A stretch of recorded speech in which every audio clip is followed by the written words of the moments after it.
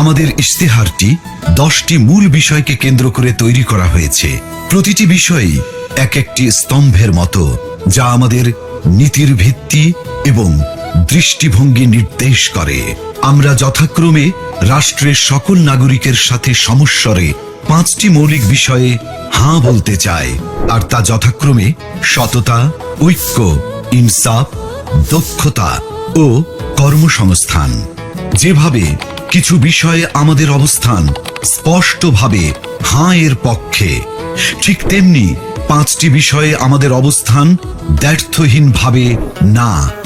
আমরা শক্তভাবে না বলতে চাই দুর্নীতি, ফ্যাসিবাদ, আধিপত্যবাদ, বেকারত্ব ও চাঁদাবাজিকে। এই 10টি বিষয়ে আমাদের অবস্থান নির্ধারণ করে দেয় আমাদের দৃষ্টিভঙ্গি। আর এই দৃষ্টিভঙ্গিকে বাস্তবে রূপ দিতে বাংলাদেশ জামায়াতে ইসলামী আগামী 5 বছরের সরকার পরিচালনায় 26টি বিষয়কে অগ্রাধিকার দেবে।